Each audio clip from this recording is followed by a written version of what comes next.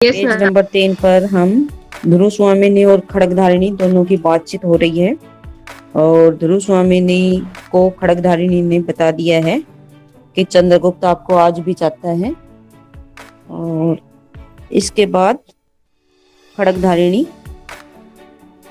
खड़गधारिणी की बात सुन करके ध्रुव स्वामिनी कहती है कि हाँ मैं अभी भी चंद्रगुप्त को चाहती हूँ। और वो अफसोस भी जताती है कि हम अपने आप को निस्सहाय समझ रहे हैं, इसलिए हमारे साथ इस प्रकार का पूरा व्यवहार किया जा रहा है। तो वो फिर खड़गधारिणी को बोलती है,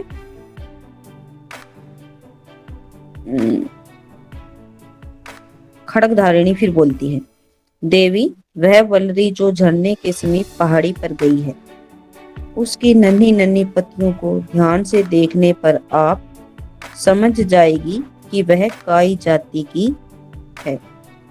वो फिर खड़गधारिणी ध्रुव स्वामिनी को संबोधित करती हुई कहती है कि हे देवी, आप है ना, हिम्मत मत हारो। आप किसकी तरफ देखो, वह वल्लरी, वल्लरी होती है लता, जो झरने के समीप पहाड़ी पर गई है, कि जो झरने के साथ से होती हुई पहाड़ी के ऊपर चढ़ गई है, उसकी नन्ही नन्ही पत्तियों को ध्यान से देखने पर आप समझ जाएगी कि वह काई की जाति की है। कि उस वल्लरी के यानी उस लता है, जो बेल है, उस बेल के पत्ते हैं वो बहुत ही छोटे छोटे हैं, और इनके छोटे पत्ते देख करके आप भी समझ जाओगी कि ये एक काई जाति का घास है। लेकिन प्राणों की क्षमता बढ़ा लेने पर वही काई जो विचलन बनकर गिरा सकती है थी, अब दूसरों के ऊपर चढ़ने का अवलंब बन गई है। कि इस काई ने अपने प्राणों की क्षमता बढ़ा ली है, यानी इस काई के अंदर ज्यादा पानी लगा है या इसको उपजाऊ मिट्टी मिली है, जिससे ये दूसरे लोगों को गिराने का काम भी कर सकती है। जैसे काई है वो फिसलन पैदा कर देती है ना, तो ये उसका उदाहरण देकर के समझाने की कोशिश कर रही है। प्राणों की क्षमता बढ़ा लेने पर वही काई जो विचलन बनकर गिरा सकती है, कि अपनी ताकत को बढ़ा करके, यानी इसको उपजाऊ मिट्टी और पानी मिला है, जिसके बलबूते पर ये काई काई नामक घास है, ये दूसरे लोगों को गिराने की क्षमता रखता है। लेकिन कभी कभी ये क्या भी कर सकता है, अब दूसरों के ऊपर चढ़ने का अवलंब बन गई है। लेकिन अब देखो इसमें क्या है कि ये दूसरे लोगों को ऊपर चढ़ने का सहारा भी बन गई है। कहने का मतलब है, कभी तो काई है ऐसा काम कर सकती है कि वो दूसरे चढ़े हुए लोगों को नीचे गिरा सकती है, लेकिन कई बार ये काई भी दूसरों के लिए सहायक बन सकती है। कहने का मतलब, अपने आप को तुम निर्बल मत समझो। यदि तुम अपनी दृढ़ इच्छा शक्ति से काम लोगे तो तुम रामगुप्त को गिरा भी सकते हो, यानी रामगुप्त को अपने अधीन भी कर सकते हो। और यदि आप हिम्मत हार जाओगे तो रामगुप्त है वो आप पर आपका अधिकार जमाए रखेगा। यानी काई के माध्यम से खड़गधारिणी है वो उसको समझाने की कोशिश कर रही है ध्रुव स्वामिनी को। ध्रुव स्वामिनी आकाश की ओर देखकर, वह बहुत दूर की बात है। ध्रुव स्वामिनी खड़गधारिणी की बातों को सुन करके चिंतित हो जाती है। फिर वो आकाश की तरफ देखती हुई कहती है कि वह बहुत दूर की बात है, कि ऐसा तो पता नहीं कब होगा, ये तो हम सोच भी नहीं सकते हैं कि रामगुप्त है वो हमारे अधीन हो सकता है। है कितनी कठोरता है। वो अफसोस जताती हुई कहती है कि रामगुप्त के हृदय में कितनी कठोरता भरी हुई है, यानी कितना निर्दय व्यक्ति है। मनुष्य के हृदय में देवता को हटाकर राक्षस कहाँ से घुस आता है। और वो कहती है कि हर एक मनुष्य के हृदय के अंदर तो मानवीयता वाले गुण होने चाहिए, लेकिन मानवीयता वाले गुणों को हटा करके राक्षसी प्रवृत्ति यानी बुरे विचारों रूपी प्रवृत्ति है, वो किस प्रकार से मानव के हृदय में प्रवेश कर जाती है। कुमार की स्निग्ध सरल और सुंदर मूर्ति को देखकर कोई भी प्रेम से पुलकित हो सकता है। कि कुमार चंद्रगुप्त तो बहुत ही स्नेह से परिपूर्ण है, बहुत ही सुंदर है। उसकी सरल मूर्ति को देख करके कोई भी व्यक्ति है उसकी तरफ आकर्षित हो सकता है, यानी उसकी सुंदरता को देख करके, उसके अच्छे गुणों को देख करके कोई भी व्यक्ति है वो उसके प्रति प्रेम से परिपूर्ण हो सकता है। किंतु उन्हीं का भाई आश्रय, किंतु वो कहती है कि दूसरा व्यक्ति तो उसकी तरफ आकर्षित हो सकता है, लेकिन उसका भाई ही उससे ईर्ष्या का भाव रखता है या उसके प्रति कुटिल चाल चल रहा है, ये तो बहुत ही हिराने वाली बात है। खड़गधारिणी फिर बोलती है, कुमार को इतने से ही संतोष होगा कि उन्हें कोई विश्वास पूर्वक स्मरण कर लेता है। तो खड़गधारिणी कहती है कि कुमार को यानी कुमार चंद्रगुप्त को तो इतने में ही संतुष्टि होगी कि कोई उसको विश्वास के साथ याद कर लेता है। कहने का मतलब वो बताना चाह रही है कि चंद्रगुप्त के लिए तो इतना ही काफी है कि कोई उसको विश्वास या प्रेम से याद कर लेता है। रही अब युद्ध की बात, सो तो उनके अपने बाहुबल और भाग्य पर विश्वास है। वो कहती है कि अभी अभ्युदय की बात आप जो बात कर रहे हो, यानी उन्नति की जो बात कर रही हो, वो तो उसे अपने बाहुबल पे यानी अपने बाजुओं के बल पर यानी खुद पर उसको विश्वास है। भाग्य और खुद पर वो विश्वास रखता है, कर्म पर विश्वास रखता है, तो वो तो हासिल कर ही लेगा। ध्रुव स्वामिनी, किंतु उन्हें साहस का कोई ऐसा काम न करना चाहिए जिससे उनकी परिस्थिति और भी भयानक हो जाए। तो ध्रुव स्वामिनी है वो चंद्रगुप्त को लेकर के चिंतित है, इसलिए वो खड़गधारिणी को ऐसा कह रही है, किंतु उन्हें साहस का कोई ऐसा काम न करना चाहिए। वो कहना चाह रही है कि इस समय चंद्रगुप्त को ऐसा कोई भी हिम्मत वाला या साहसिक कार्य नहीं करना चाहिए जिससे उसकी परिस्थिति और भी भयानक हो जाए, क्योंकि पहले से ही रामगुप्त ने चंद्रगुप्त को अपने अधीन कर रखा है, बंदी बना रखा है। तो ध्रुव स्वामिनी उसको लेकर के चिंतित है कि उसकी परिस्थिति है वो अभी बहुत नाजुक नाजुक नहीं, उसकी परिस्थितियां पहले भी भयंकर है, भयानक है, यानी एक बंदी के रूप में वो जीवन जी रहा है, ये ही उसके लिए बहुत बड़ा अभिशाप है। तो ऐसे समय में उसे और ज्यादा हिम्मत वाला काम नहीं करना चाहिए। खड़गधारिणी खड़ी होती है, खड़गधारिणी है वो खड़ी होती है, जैसे शिफ्ट में काम होता है ना, कि जैसे इसकी ड्यूटी लगी हुई थी खड़गधारिणी की, उसके बाद किसी दूसरी की ड्यूटी आनी है, तो वो उसका जैसे समय पूरा हो गया है वो जाने के लिए खड़ी होती है। अच्छा, तो अब तुम जा और अपने मौन संकेत से किसी दासी को यहाँ भेज दे, मैं अभी यहाँ यहीं बैठना चाहती हूँ। तो खड़गधारिणी जाने के लिए खड़ी होती है। तब ध्रुव स्वामिनी उसको आदेश देती है कि हाँ अब तुम चले जाओ और अपने मौन संकेत से यानी चुपचाप, जैसे रामगुप्त ने आपको नियुक्त कर रखा है, एकदम चुपचाप रहकर ही तुम्हें संकेत के माध्यम से किसी दूसरी दासी को यहाँ भेजना है। और वो बता देती है कि मैं अभी अंदर नहीं जाना चाहती हूँ, मैं यहीं बाहर, जैसे वो शिविर से बाहर आकर के बैठ गई है ना पहाड़ी के किनारे, झरने के किनारे, तो वो कहती है कि मैं अभी यहीं बैठना चाहती हूँ, अंदर नहीं जाना चाहती हूँ।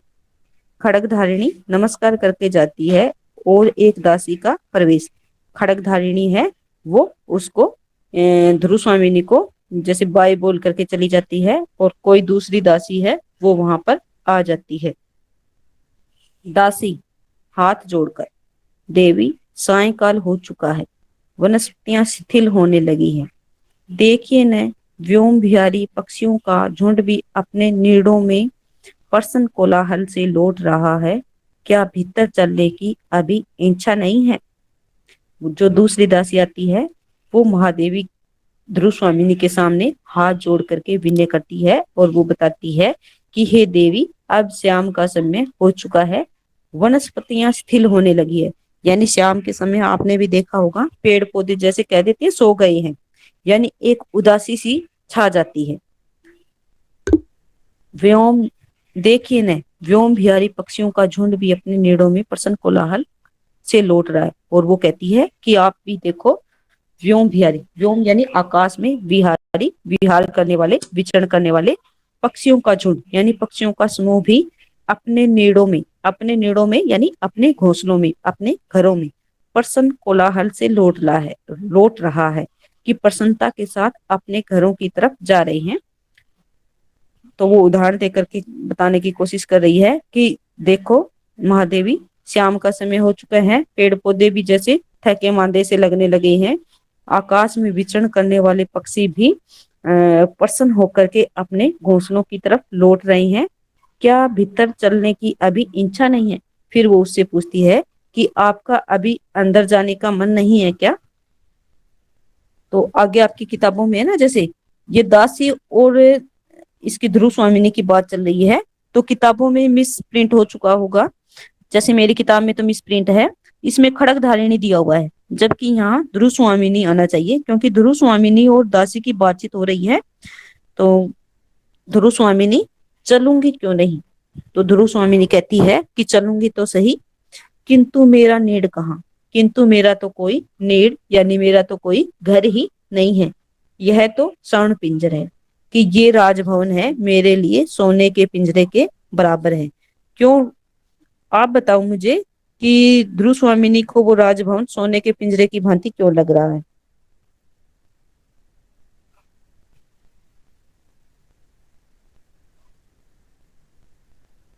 पता मैम वो है किसी रानी है को। पर सुख नहीं है रानी की। हाँ हाँ, उसका महारानी होते हुए भी किसी प्रकार से कोई इज्जत या मान सम्मान नहीं किया जा रहा है। जैसे ना ही उसको विचारों की स्वतंत्रता है, ना ही उसे किसी भी प्रकार से रहने की स्वतंत्रता है। तो वो उस राजभवन को सोने के पिंजरे की भांति समझ रही है। तो उसका मन तो नहीं है घर के अंदर जाने का।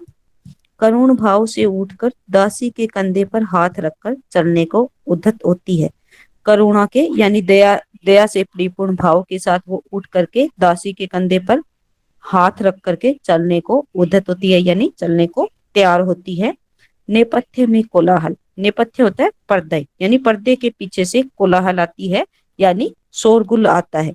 महादेवी कहाँ है, उन्हें कौन बुलाने गई है। कोई दूसरी जो प्रतिहारी वगैरह है वो बोलती है कि महादेवी कहाँ है, उसको कौन बुलाने के लिए गया है, यानी ध्रुव स्वामिनी को के लिए बुलावा आ गया है। ध्रुव स्वामिनी है यह उतावली कैसी। ध्रुव स्वामिनी को जब इस प्रकार से पुकारा जा रहा है तो ध्रुव स्वामिनी को अच्छा नहीं लगता है। वो कहती है कि मेरे लिए इतना उतावलापन ये क्यों दिखा रहे हैं, यानी मुझसे इनको क्या काम हो गया है। प्रतिहारी, प्रतिहारी पता है कौन है, बताओ प्रतिहारी कौन है इस नाटक में।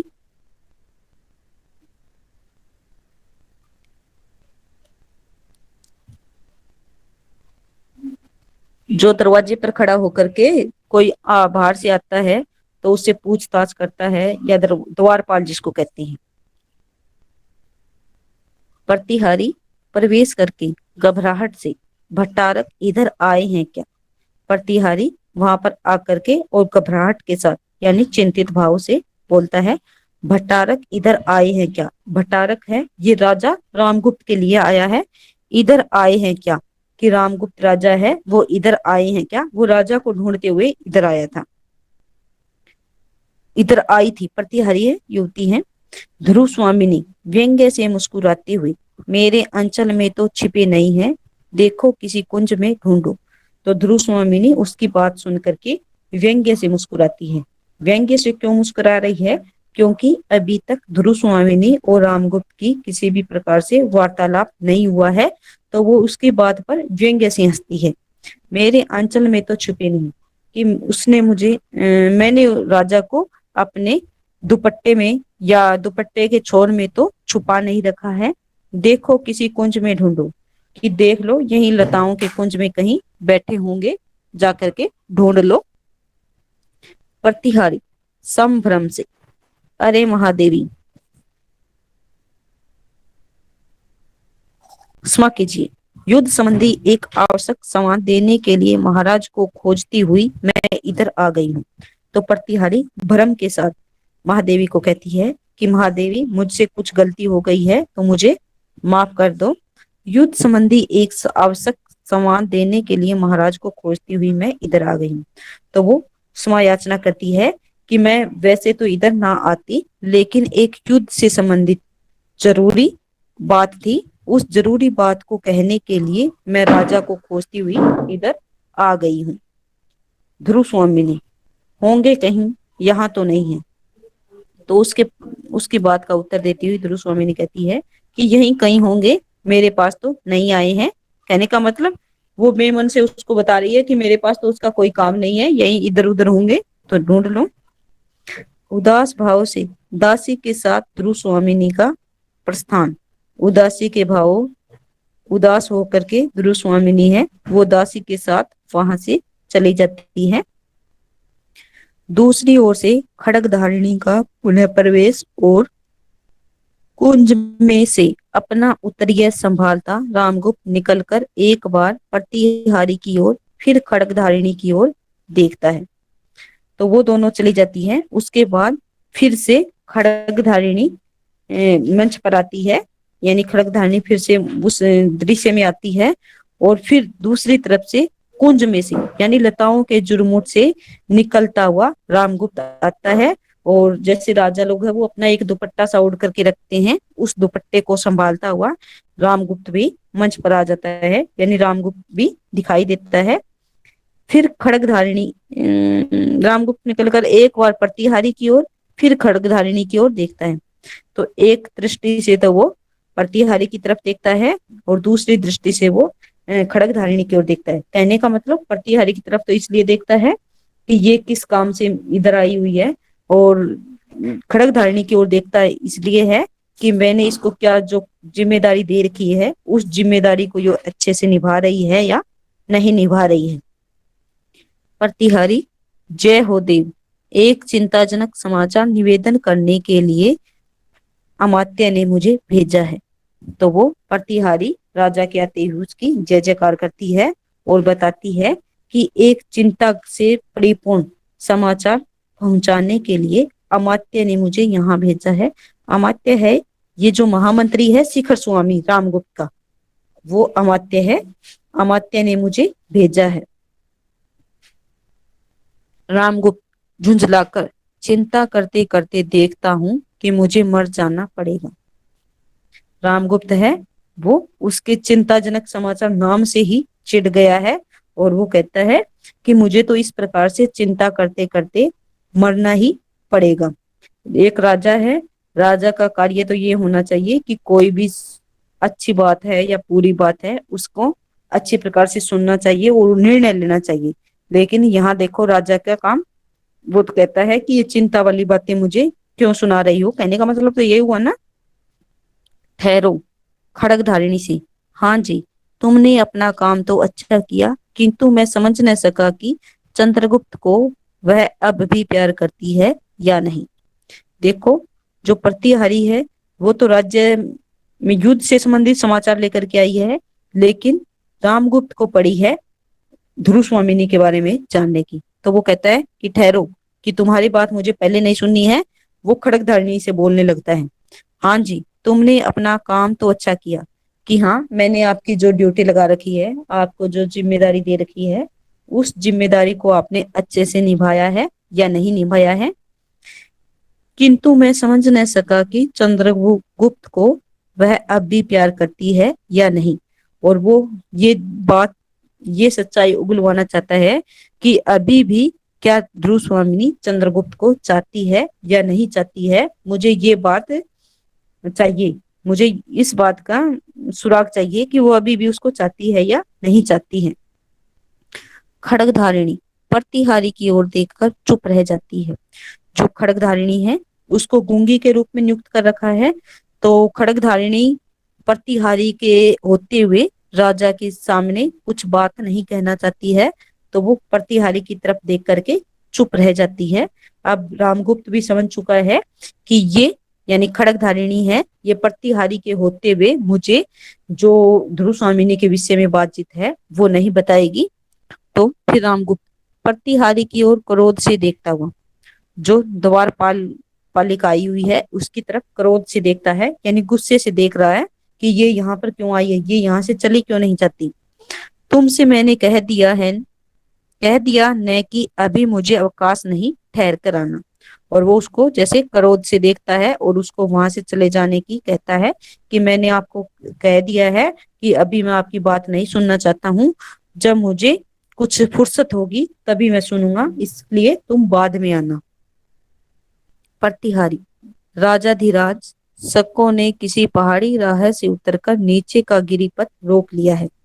तो प्रतिहारी कहती है कि हे राजाधिराज, शकों ने किसी पहाड़ी राह से उतरकर नीचे का गिरिपथ रोक लिया है, यानी जो पड़ोसी राजा शक साम्राज्य है, पड़ोसी देश शक है, उसके आदमियों ने या उसके सैनिकों ने किसी पहाड़ी रास्ते से नीचे उतर करके हमारा पहाड़ी रास्ता रोक लिया है, यानी हमारा रास्ता रोक चुकी हैं वो लोग।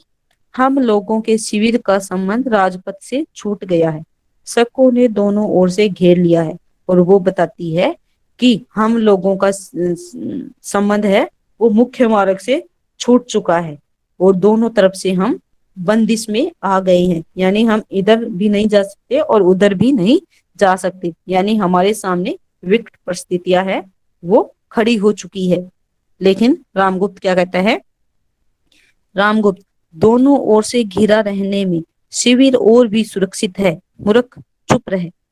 देखो, राजा होने के नाते उसको ये कहना चाहिए था कि दोनों तरफ से हमें कैसे घेर लिया है, हमें तो अभी तत्काल ही युद्ध के लिए निकलना चाहिए, लेकिन यहाँ पर रामगुप्त की मूर्खता दिखाई दे रही है। जब कोई आक्रमणकारी ने घेर लिया है और वो कह रहा है कि हम सुरक्षित हैं, दोनों ओर से घिरा रहने में शिविर और भी सुरक्षित है, मूर्ख चुप रहे, कि तुम तो मूर्खता वाली बातें कर रही हो। हमारे शिविर को दोनों तरफ से घेर लिया है तो हम तो सुरक्षित हो गए हैं, चुप रहे। और उसको चुप रहने की बात कहता है, यानी उसकी बातें वो सुनना ही नहीं चाहता है, उसका मन ही नहीं है।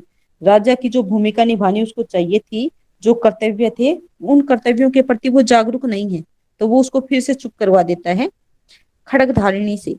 तो ध्रुव देवी क्या मन ही मन चंद्रगुप्त को डोट डोट दिए हुए है, यानी मन ही मन चंद्रगुप्त को चाहती है न मेरा संदेह ठीक, कि मैं जो शक कर रहा हूं वो ठीक है ना। देखो, वो खड़गधारिणी से ध्रुव स्वामिनी के मन की बात जानने में लगा पड़ा है और वो चंद्रगुप्त के प्रति भी ईर्ष्या का भाव रखे हुए है, कुटिल बुद्धि रखे हुए है, इसलिए वो ध्रुव स्वामिनी और चंद्रगुप्त के बारे में जानने की कोशिश कर रहा है। और खड़गधारिणी को कहता है कि जो मैं शक करता हूँ वो वास्तव में ही ठीक करता हूँ।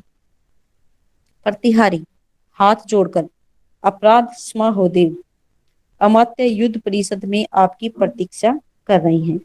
प्रतिहारी है वो बेचारी अपनी बात रखने के लिए उतावली है, वो हाथ जोड़ करके कहती है कि हे राजा, मैंने जो अपराध कर दिया है उसके लिए मैं आपसे माफी मांगती हूँ।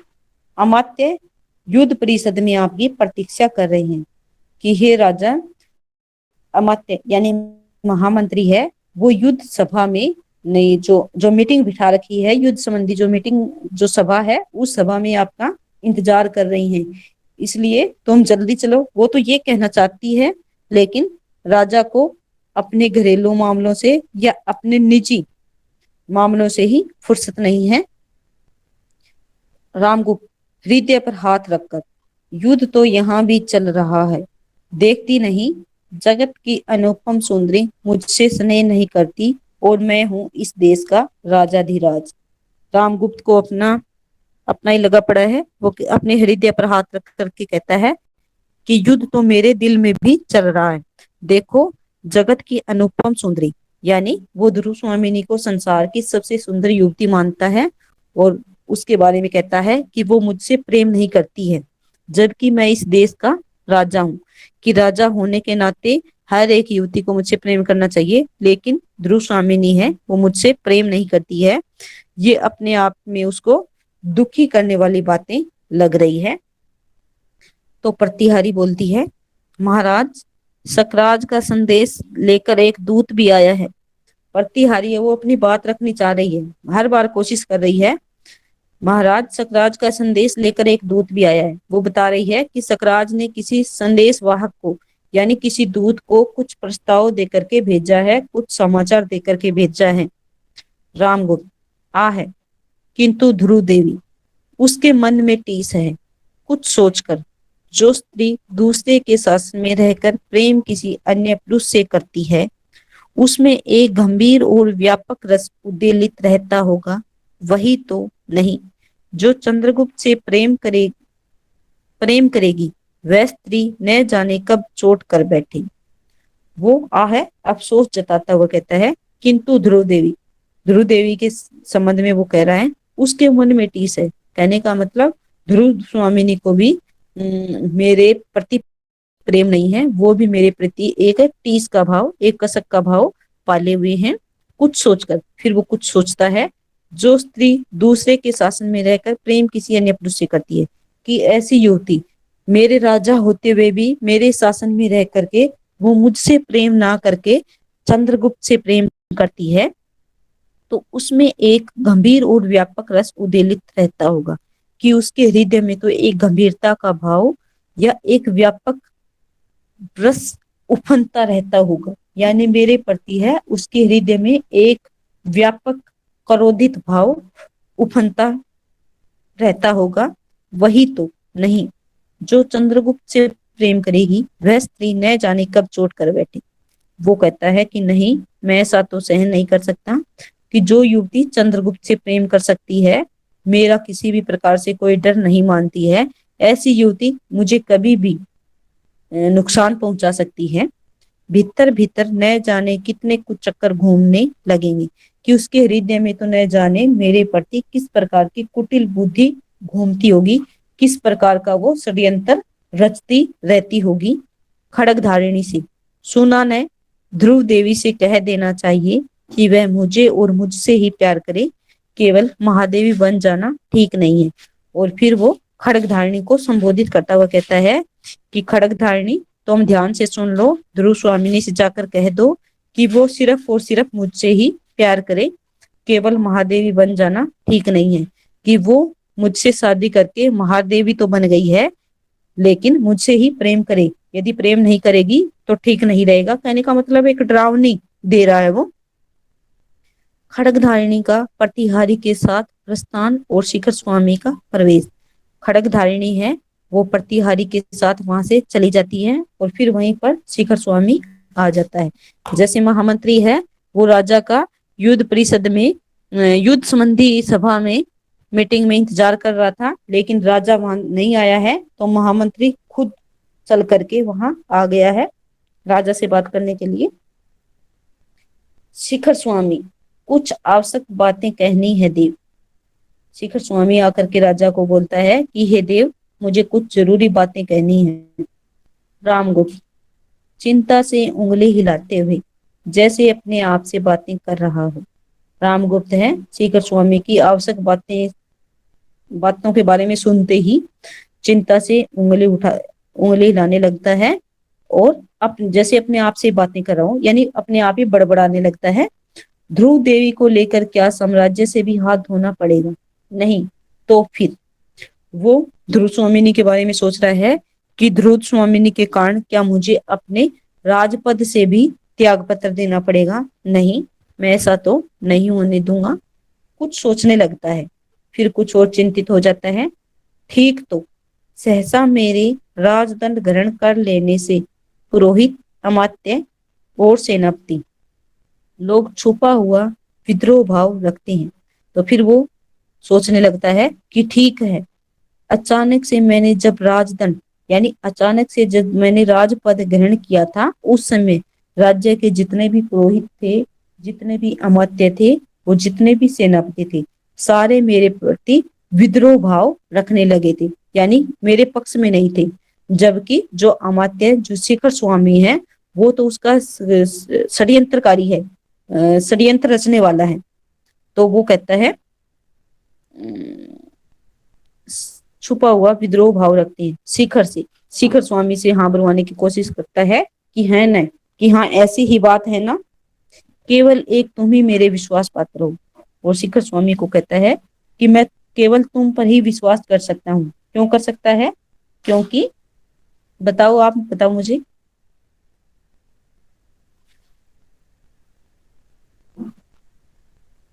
उसने मदद की थी मैम उसको राज्य दिलवाने में, वरना चंद्रगुप्त को राज्य मिलता।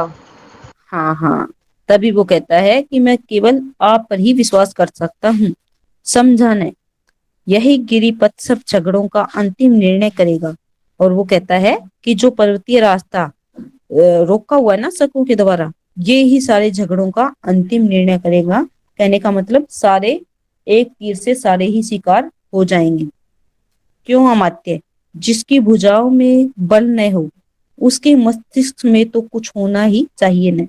और वो अमात्य यानी महामंत्री से कहता है कि जिसकी भुजाओं में बल नहीं होता, यानी जिसके शारीरिक ताकत नहीं होती है, उस व्यक्ति को तो अपने दिमाग से काम लेना ही चाहिए। अपने आप में तो ये दिमाग से काम ले रहा है। कहने का मतलब इसका क्या है कि ये जितने भी लोग हैं जो मेरे विरुद्ध थे, मेरे प्रति विद्रोह भाव रखते थे, अब इनको मैं अच्छे वाली सीख सिखाऊंगा कि अब गिरी यानी प्रवृत्ति रास्ता है, शकों ने रोक लिया है, तो जैसे मेरा तो कुछ नहीं जाएगा, इनको भी अब जो विदेशी आक्रमणकारी है अपने अधीन कर लेगा। जबकि एक राजा होने के नाते उसको ये करना चाहिए था कि तत्काल ही युद्ध के लिए जाना चाहिए था और अपनी जनता को विदेशी आक्रमणकारी से बचाना चाहिए था। लेकिन ये राजा है ऐसा कि जो मेरे प्रति विद्रोह भाव रखते हैं, मैं अभी बदला लूंगा उनका, और ऐसा सोचता है, यानी युद्ध करने से वो डर रहा है, शारीरिक हिम्मत है नहीं, डरपोक प्रवृत्ति का है, तो कहता है कि मैं तो दिमाग से काम लेने वाला हूं, जबकि दिमाग भी उसका कुछ काम का नहीं है। शिखर स्वामी एक पत्थर देकर पहले इसे पढ़ लीजिए। रामगुप्त पत्थर पढ़ते पढ़ते आश्चर्य से चौंक उठता है। चौंकिए मत, यह घटना ऐसी आकस्मिक है कि कुछ सोचने का अवसर नहीं मिला। शिखर स्वामी राजा के हाथ में पत्थर दे देता है और कहता है कि पहले इस पत्र को पढ़ो, खुश होने की जरूरत नहीं है। रामगुप्त पत्र पढ़ते पढ़ते आश्चर्य से चौंक उठता है। रामगुप्त पत्र पढ़ करके बहुत ही हैरानी से चौंक उठता है, यानी खुशी जाहिर करने की कोशिश कर रहा है। तो शिखर स्वामी कहता है चौंकिए मत, यह ऐसी आकस्मिक घटना है। कहने का मतलब ये घटना है एकदम तत्कालिक होने वाली घटना है, कुछ सोचने का अवसर नहीं है, कि ज्यादा सोचने का समय हमारे पास अब नहीं है, यानी तत्काली घटित हो जाने वाली घटना है ये, अब हमें ज्यादा समय नहीं लगाना चाहिए। रामगुप्त ठहर कर, है तो ऐसा ही, किंतु एक